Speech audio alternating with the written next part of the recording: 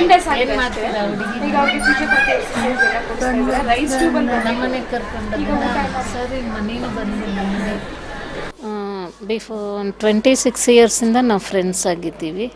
ಅವರು ಸಡನ್ನಾಗಿ ಒಬ್ಬರು ಮನೇಲಿ ಅಡುಗೆ ಕೆಲಸ ಮಾಡಬೇಕಿದ್ರೆ ಬಿದ್ದುಬಿಟ್ಟು ಸ್ಟ್ರೋಕ್ ಥರ ಆಗಿದೆ, ಕಾಲು ಕೈಯಲ್ಲಾಗಿ ಬಾಯಿ ತುಂಬಾ ಇದಾಗಿತ್ತು. ಆಮೇಲೆ ನಿಮ್ಮಾನ್ಸಕ್ಕೆ ಕರ್ಕೊಂಡೋದ್ವಿ, ಅಲ್ಲಿಂದ ಭಾರತಿ ನರ್ಸಿಂಗ್ ಹೋಮಲ್ಲಿ ಮಾಡಿದ್ವಿ. ಆವಾಗ ವಾರ್ಡ್ಗೆ ಹಾಕ್ತೀವಿ ಅಂದರು. ಸೊ ವಾರ್ಡ್ಗೆ ಹಾಕಿದ್ರೆ ನೋಡ್ಕೊಳೋರು ಯಾರೂ ಇಲ್ಲ. ಅದರಿಂದ ನಾವು ಯೋಚನೆ ಮಾಡಿದ್ವಿ ಎಲ್ಲಾದರೂ ಒಂದು ಕಡೆ ಒಳ್ಳೆ ಜಾಗದಲ್ಲಿ ಸೇರ್ಸೋಣ ಅಂತ. ಇದನ್ನು ನಾನು ಒಂದು ದಿನ ಟಿ ವಿಲಿ ನೋಡಿದ್ದೆ, ಐಡಿಯಾ ಬಂತು ಚೆನ್ನಾಗಿರ್ಬೋದು ಅಂತ ತಗೊಂಡು ಬಂದು ತಕ್ಷಣ ಇಲ್ಲಿ ಸೇರಿಸಿದ್ವಿ. ವಾರ್ಡ್ಗೆ ಹಾಕಿಲ್ಲ ನಾವು, ಡೈರೆಕ್ಟ್ ಇಲ್ಲಿಗೆ ತಗೊಂಡು ಬಂದು ಪಾಪ ಸೇರಿಸಿದ್ದು. ತುಂಬಾ ಚೆನ್ನಾಗಿ ನೋಡ್ಕೊಂಡಿದ್ದಾರೆ. ಇದು ಇಲ್ಲಿಗೆ ಬಂದು ಇವತ್ತಿಗೆ 3 ವೀಕ್ಸ್ ಅಷ್ಟೇ ಆಗಿರೋದು. ತುಂಬಾ ಇಂಪ್ರೂವ್ ಆಗಿದ್ದಾರೆ. ಮಾತಂತೂ ನಾವು ಬರಲ್ಲ ಇನ್ನು ಅಂದ್ಕೊಬಿಟ್ಟಿದ್ವಿ, ಮಾತು ಬರಲ್ಲ, ಇವ್ರು ಇರೋದೇ ಇಲ್ಲ ಅಂದ್ಬಿಟ್ಟಿದ್ದಾರೆ. ಚಾನ್ಸೇ ಎಲ್ಲರೂ ಹೇಳಿಬಿಟ್ರು, ಕೈ ಬಿಟ್ಬಿಡಿ ಇವ್ರು ಇರಲ್ಲ ಅಂತ. ನಾನೊಂದು ನಂಬಿಕೆ ಮೇಲೆ ತಂದು ಇಲ್ಲಿ ಬಿಟ್ಟಿದ್ದಕ್ಕೂ ತುಂಬಾ ನೋಡ್ತಾ ಇದ್ರೆ ಖುಷಿ ಆಗ್ತಾಯಿದೆ.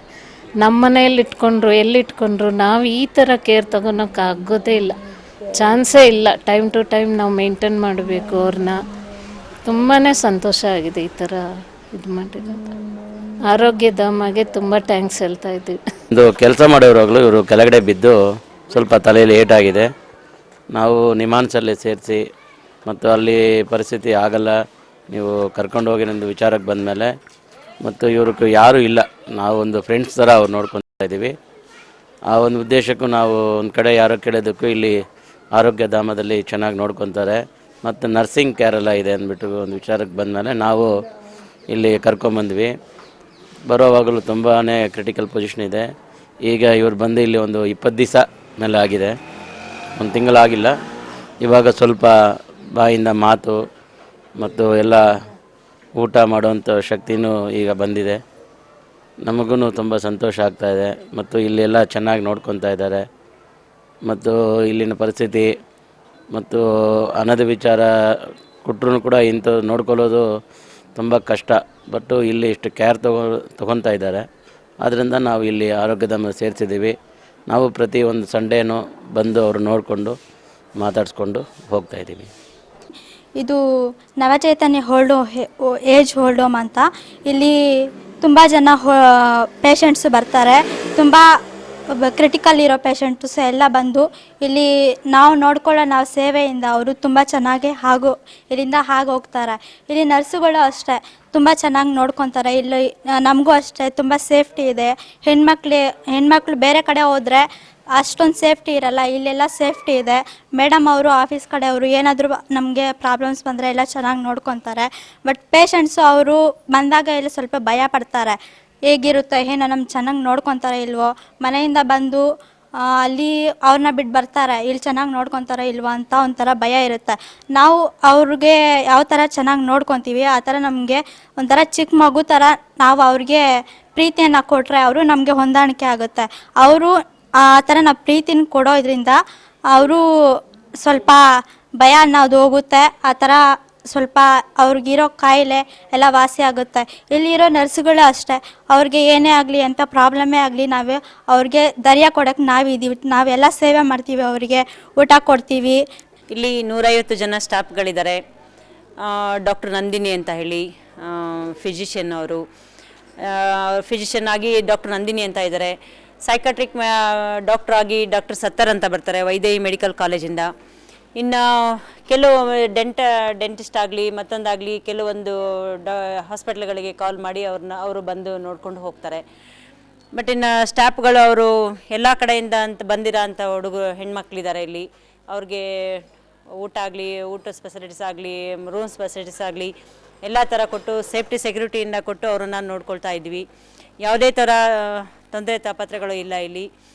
ಇನ್ನೂ ಒಂದು ಏನು ಅಂತಂದರೆ ಇಲ್ಲಿ ಯಾವ್ಯಾವುದೋ ಥರ ಕೇಸ್ಗಳು ಬರುತ್ತೆ. ಮೆಂಟಲಿ ಪ್ರಾಬ್ಲಮ್ ಇರ್ಬೋದು, ತುಂಬ ಮೆಂಟಲ್ ಪೇಷಂಟ್ ಅಂತಲೇ ಹೇಳ್ಬೋದು. ಅವರು ಮನೆಯವರು ಇಲ್ಲಿ ಕರ್ಕೊಬಂದು ಬಿಡುವಾಗ ನಮಗೆ ನಿಜವಾದ ವಿಷಯ ಹೇಳಿರಲ್ಲ. ಅವರು ಹೇಳಿದ್ರೆ ಇವ್ರು ತಗೋತಾರೋ ಇಲ್ವೋ ಅನ್ನೋ ಒಂದು ಭಯದಿಂದ ಸುಮ್ಮನೆ ಸುಳ್ಳು ಹೇಳಿಬಿಟ್ಟು ಅಡ್ಮಿಟ್ ಮಾಡ್ತಾರೆ. ಆದರೆ ಅವ್ರನ್ನ ಅಡ್ಮಿಟ್ ಮಾಡಿಕೊಂಡು ಅವ್ರ ಜೊತೆ ಓಡಾಡುವಾಗಲೇ ನಮಗೆ ಗೊತ್ತಾಗೋದು ಇವರು ಯಾವ ಥರ ಪೇಷಂಟು, ಇವರು ಯಾವ ಥರ ಇದ್ದಾರೆ ಅನ್ನೋದು ನಮಗೆ ಒಂದಿನ 2 ದಿನ ಆದಮೇಲೆ ನಮಗೆ ಅವ್ರ ಬಗ್ಗೆ ಗೊತ್ತಾಗುತ್ತೆ. ಅವರು ಒಂದು ಹೊಡೆಯೋದಾಗಲಿ ಮತ್ತು ನಾವು ಹೇಳಿದಂಥ ಇದನ್ನು ಕೋಪ್ರೇಟ್ ಮಾಡೋದಾಗಲಿ ಯಾವುದೇ ಒಂದು ಸ್ಥಿತಿಯಲ್ಲಿ ಇರೋದಿಲ್ಲ.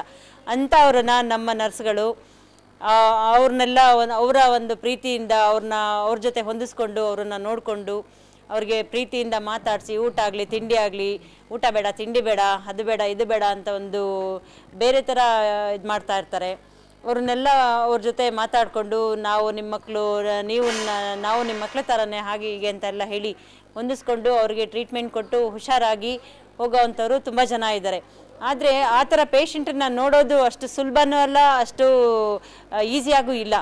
ಆದರೆ ಜನಗಳು ನಾವು ಹಾಗಿದ್ವಿ ನೀವು ಹೀಗಿದ್ವಿ ಅಂತೇಳಿ ಬಂದು ಮಾತಾಡೋದು ಸುಲಭ ಇದೆ. ಈ ಥರ ಪೇಷಂಟನ್ನು ಜೊತೆಲಿ ಇಟ್ಕೊಂಡು ಅವ್ರ ಜೊತೆ ಕೂತು ಅವ್ರ ಜೊತೆ ನಿಂತು ಆ ಪೇಷಂಟನ್ನು ಅಟೆಂಡ್ ಮಾಡಿದಾಗ್ಲೇ ಅವ್ರ ಬಗ್ಗೆ ಗೊತ್ತಾಗೋದು. ಇವರು 100% ಮೆಂಟಲಿ ಪ್ರಾಬ್ಲಮ್ ಇದೆ ಇವರಿಗೆ. ಇವರನ್ನು ನೋಡ್ಕೊಳ್ಳೋದು ಎಷ್ಟು ಕಷ್ಟ ಅನ್ನೋದು ಅವ್ರನ್ನ 4-5 ದಿನ ಆದಮೇಲೆ ನಮಗೆ ಇವ್ರ ಬಗ್ಗೆ ಗೊತ್ತಾಗೋದು. ಸ್ಟಾಫ್ ಆಗಲಿ ಅವ್ರನ್ನ ತುಂಬ ಚೆನ್ನಾಗಿ ಅವರ ತಂದೆ ತಾಯಿ ಅಜ್ಜ ಅಜ್ಜಿ ಥರ ನೋಡಿಕೊಂಡು ಅವರಿಗೆ ಪ್ರೀತಿ ಕೊಟ್ಟು ಪ್ರೀತಿಯಿಂದ ನೋಡಿಕೊಂಡು ಅವ್ರನ್ನ ಹುಷಾರು ಮಾಡಿ ನೋಡ್ಕೊಳ್ತಾರೆ ನಮ್ಮ ಸ್ಟಾಫ್ಗಳು. ವೀಕ್ಷಕರೇ, KMC Arogyadhama rehabilitation nursing care centre ದೇಶದ ಯಾವುದೇ ಸ್ಥಳದಿಂದ ಬಂದವರಾಗಿರಲಿ, ವಯೋಮಾನ ವರ್ಗದವರಾಗಿರಲಿ ನಿರಂತರವಾಗಿ ಸೇವೆ ಸಲ್ಲಿಸಲು ಸಿದ್ಧವಾಗಿದೆ.